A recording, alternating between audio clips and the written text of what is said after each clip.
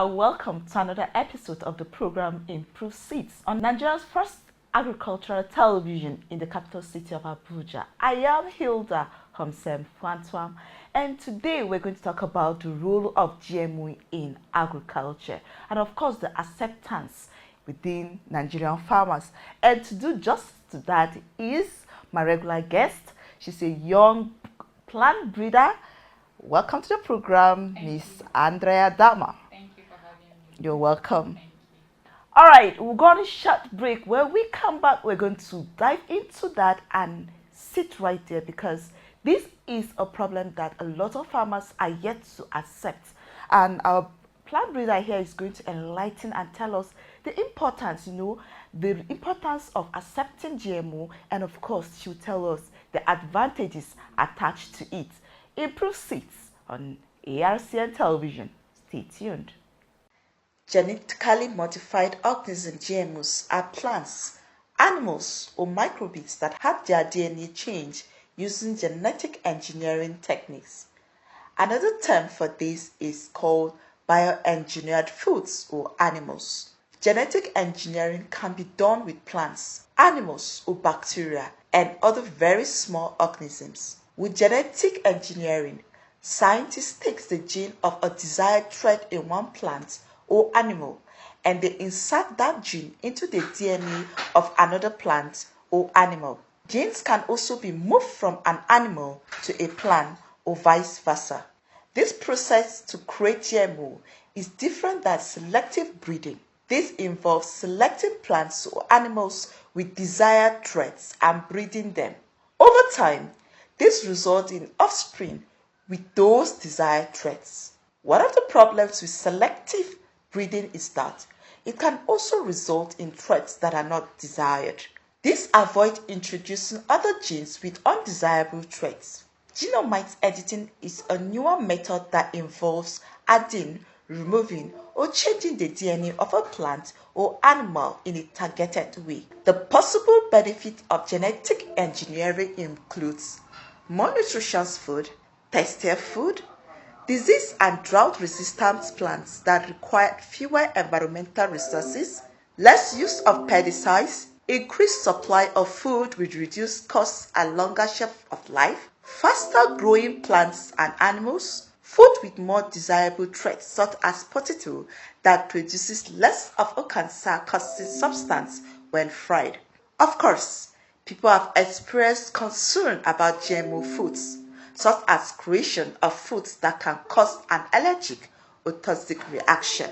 The World Health Organization, the National Academy of Science, and several other major science organizations across the globe have reviewed research on GMOs and have found no evidence that they are harmful. There are no reports of illness, injury, or environmental harm due to GMOs. Genetically engineered foods are just as safe as conventional foods. GMO crops that are tolerant to herbicides help farmers control weeds without damaging the crops. When farmers use these herbicide-tolerant crops, they do not need to till the soil, which they normally do to get rid of weeds.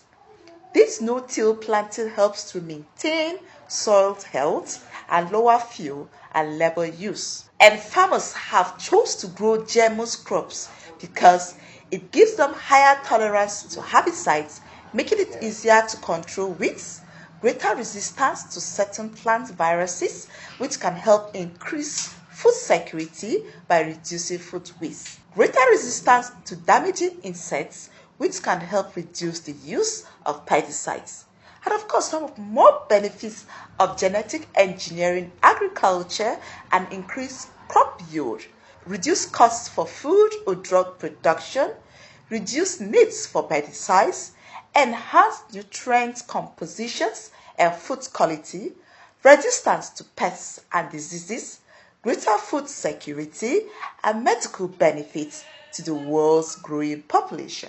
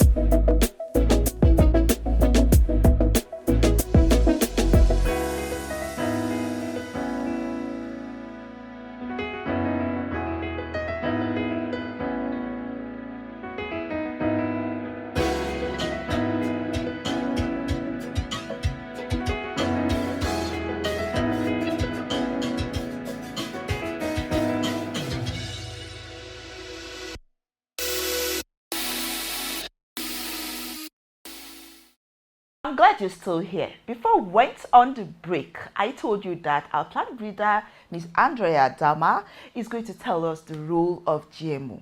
Okay, for our lay farmers, and of course, a lot of farmers do not even know what GMO stands for and the history of GMO in Nigeria. Please, can you tell us? So thank you. Yeah. The GMO is an abbreviation or a short form for genetically modified organisms. Okay. But for people that are in the field of crop production, farming, we like to refer to them as GM crops. Because when you say GMOs, like you're talking about the animals and even the crops. But for the field of crop production, is GM crops. So GM crops or GMOs in this sense are organisms or plants whose DNA, whose entire genome has been altered in one way or the other to be able to correct certain factors. Now, in this case, GMO is an idea of meeting certain needs or problems in the aspect of crop production. So plant breeding itself is a science. So it deals with manipulation of crops, and it's not something that started today.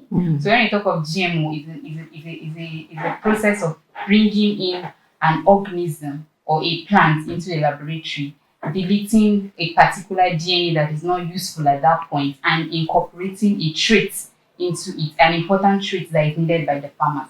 Say, for example, you have a crop that is ravaged by a disease in the field. You can want to bring it and incorporate a certain bacteria. Most of the times, those BT genes that are incorporated are bacteria into the plants in order to fight or resist the pest on the field. So those are GMO crops generally. Wow. Wow. All right. So, can you give us a little history, about the GMO or GM crops in Nigeria? How did the few farmers that have accepted the crops, how did they come to know about it? Like I said, the idea of GM crops started with the many problems associated with crop production. And plant breeding, which is a diversified sector in crop production, had to be on the toes in that wanting to meet those needs. Sure. Now, in crop production, we have many problems. When you solve one, another one comes in.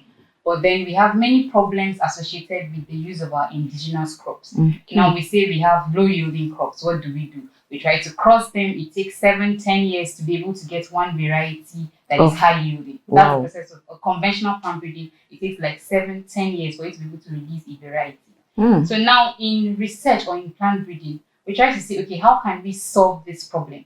We're in the kitchen, people are hungry, you need to hurry up whatever you're doing. So certain biotechnological tools like transgenome, genome editing came about, and then you're able to achieve new varieties in 3-4 years instead of the 7-10 years. So it came about in Nigeria with I like to say with cowpea. With PBR cowpea that we have now. That's how it came about, because we, like I said, we're a hungry nation at the moment. So people consume cowpea. And then we have a problem in cowpea, which is a pest, pod borer insects that ravages cowpea on the field. It's properly called Maruca. So when it comes, you have like 90% loss. So we need to adopt this biotechnological tools, incorporating a gene, we call it bacteria, a BT gene, into cowpea that we now have in some parts of Nigeria have been accepted. This PBR cowpea is being cultivated. But just that we have farmers who do not follow the best agronomic practices in cultivating this PBR cowpea. If you go to the field, you see a lot of, they don't take care of it. The weeds are there and everything. But in terms of acceptance, to an extent, PBR cowpea has been accepted, but not in all parts of Nigeria. So it started with the introduction of the cowpea. All right. So few farmers have actually said they are not accepting the seeds because GM crops, the seeds are not real. They are not important. They cannot yield. How true is that? Yeah, that's very true, and it's a problem of I'll call it social media propaganda. Driven by sensational journalism, and that's why we need people like you, obviously.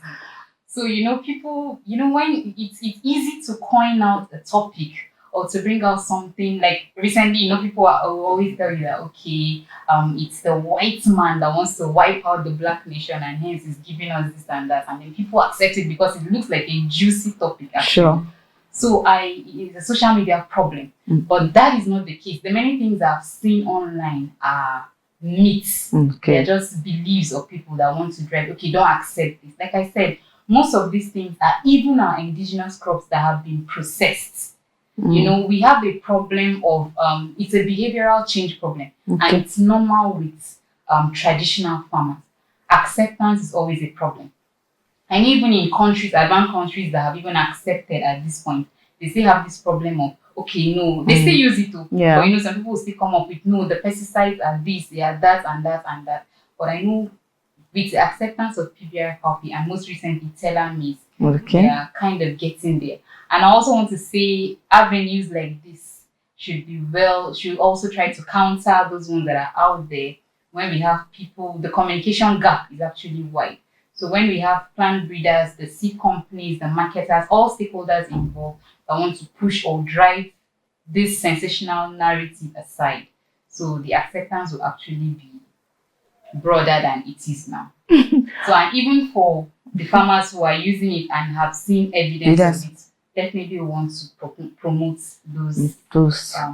Wow. Crops. That is interesting because I discovered that very few, and by the time they see with a hybrid plant, they say, so you start consuming this, don't you know it's going to cause cancer, bring this, bring that. So now, does GM crops now, do they grow in all the geopolitical areas of Nigeria, or do we have particular areas that should be cultivated or kept aside for GM crops? Yeah, for every geopolitical or agroecological zone that grows that crop, the GM crop will likely, 90-95% will grow in that environment. Wow. Yeah, so if cowpea or maize grows in every part of Nigeria, if you have a GM crop, it will grow in that part of Nigeria. Now, for example, telomeres, for 5 or even over 5 years, farmers have been complaining of fall armyworm. We've tried to develop varieties that will fight fall armyworm. Then recently we got telomeres. People are saying, no, we're not going to accept telomeres and this and that.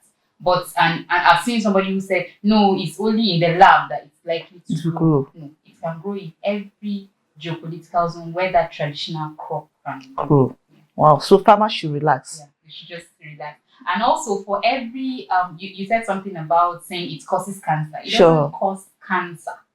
There are people who don't eat GM crops that have cancer. It's just a myth, like I said. So it's not expected that even in our bodies, our bodies tend to develop resistance when we take drugs. It's just like our human bodies. When we are sick, we take drugs. So those crops that have been genetically modified to resist certain diseases the resistance will definitely break at some point. Sure. So that's where you're advised to go get more seeds to change the one you've been using. So it's a problem of resistance. When you're used to taking malaria drugs every day, you notice that, okay, at a point, they stop working for me. I have to probably change the drugs I take. So they don't cause cancer. Well, you just see anybody, that's the first thing they say, no, it causes cancer. All right, now, so let's take, for instance, the maize. What is the duration for a GM crop to last like? Can you replant it and plant it, or do you change it immediately after the next farming season? Can you replant the seeds, or you must get a fresh seed? Yeah, like I said, resistance. You're going to plant for GM crops, you're going to plant for 2 years and then you get seeds. But in the conventional improved seeds, you have 3-5 years before you change it. But for GM crops, especially for maize and cowpea, for cowpea, they recommend every year. For maize, 2 years, you change the seeds. All right. You've heard from her, and this is just the beginning. She has told us that we should be comfortable, we should relax. It's just a myth that GM crops are harmful, but no, they are not. And they can grow in all parts of Nigeria, depending on the crop you want to choose. Now, we'll go on a short break. When we come back, we're going to talk about the climate change that is affecting everywhere now and how safe are our GM crops to our farmers. Right back, Improved Seeds on ARCN Television.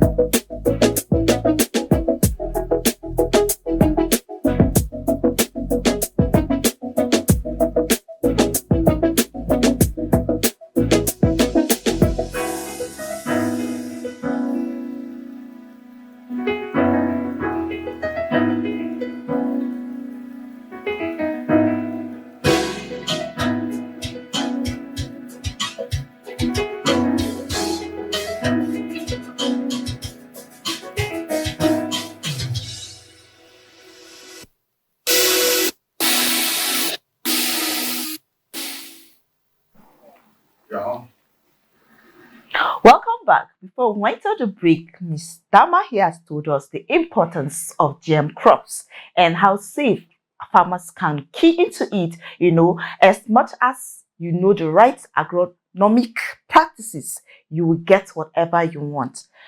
Now, ma'am, we have this climate change has contributed heavily, in the setback of agriculture. How can the introduction of GM crops change the narrative for our farmers? Like I climate change has become a major threat Yes. to agriculture, to various sectors. And these things are very intertwined. So at the same, like I said earlier, we're in the kitchen cooking, but people Are are hungry. So we need to bring out crops that are disease resistant, crops that are climate resilient, and this is where GM crops comes in. For example, I talked about using transgenic means to produce crops. Now there are crops we call biofortified crops. Biofortified crops are one aspect of crops that wants to meet the many problems associated with climate change. Now in biofortified crops, you want to incorporate certain minerals that you don't get from the soil anymore as a result of constant application of fertilizers, constant degradation of the soil, constant cutting down of trees and the like. So you're trying to incorporate those minerals into the crops. We have biofortified millets that has been recently released in Nigeria. We're still working on biofortified wheat. We have provitamin A maize that is currently in the market. Cassava. Yeah, provitamin A cassava also. These are crops that have been developed. They are GM crops in a way that have been developed to meet the many problems associated with climate change. They are climate resilient crops, and we call them biofortified crops. So what this do, like I said, is to try to meet the nutrient deficiencies we have. Now remember that nutrient deficiencies ravage a lot of our population. We have population growth on the increase. Then we need our genetic gains of our crops to be able to meet that growth. Remember, in our population, we have a lot of women and children. Now, we've also carried out research has shown that those women that are pregnant, in fact, young girls that are between 15 to 30 are likely to be anemic as a result of these nutrients that are not found in their body. Then we have mortality rate of our children 0 to 5 years that has been on the increase in Africa. Nigeria is Africa. Nigeria is sub-Saharan Africa. We are not exempted from this thing. So we're trying to make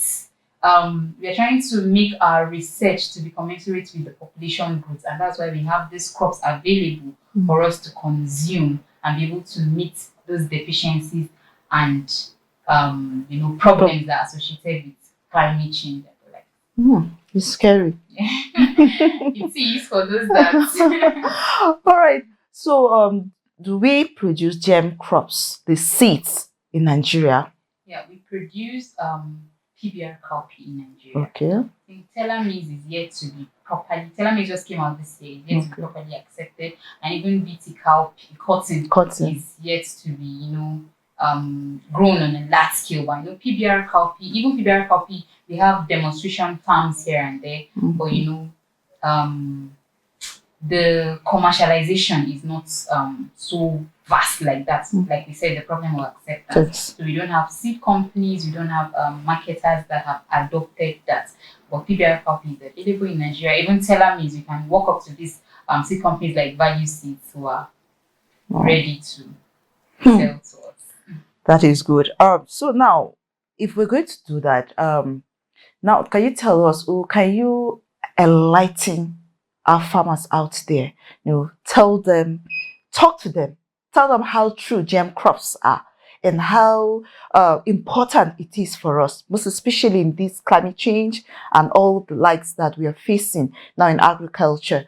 Convince them and make them join you. Let me try, because farmers are very stubborn. Let me try. So farmers. Yeah, some farmers. All right. So I would like to say our problems are unending in agriculture. But the truth is, seeing is believing. So you want to use firewood, you cut down trees. Sure. Even when the government tries to say don't use firewood, you cut down trees. And we don't replant. Yeah, we don't replant. You want to get high yield, or you want to get high yield, you apply inorganic fertilizer, even at inappropriate rates. When they say apply at this, you want to, you apply more than, to make sure that, okay, I have high yield. Yeah. You want to get all year round production, you go into irrigation and the likes. You want to eat. We have a problem of food. I want to say it's food emergency at this point. It's not even food insecurity. We are in food emergency. 5 years ago, if you ask me, I want to tell you that, okay, for the GM crops that people are talking about, get the knowledge. Knowledge is not use, just get the knowledge of what it's all about. Then, whether you like it or not, you use it. But at this point where we are in a case of food emergency, I would like to see use GM crops. As much as we want to say, okay, don't use firewood or don't use inorganic fertilizers, we know definitely we are going to use them. So how can we make sure that all these things are all encompassing? Is by trying these GM crops and making sure you're not just doing it to increase your productivity. At the end of the day, even your income increases. So when sensational messages like this go about, try to ask 1 or 2 people what's happening. Try to maybe tune into ARCN television, try to find out what's happening, and then you get the knowledge and try to apply it. I know it's very difficult. It's a behavioral change, something. Our response to changes is very difficult. Sure. But I know when we try it and when you see that your yield has improved, those diseases on the field, the Maruca has not been able to ravage your cowpea. Fall armyworm has not been able to ravage your maize. And then your income has increased. Why not? Go for it. All right, thank you so much.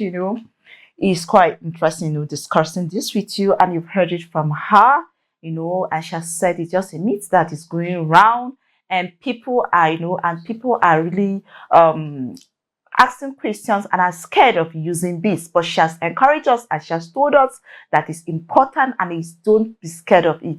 Call out when you need the help and you need the information. Thank you so much for being part of the program. Thank you. All right, thank you so much. I am Hilda Hobson Francois. Keep a date with us next time for another interesting topic. This is Improved Seeds, and from all of us is take good care of yourself and let all hands be on deck to kick hunger off Nigeria. Bye for now.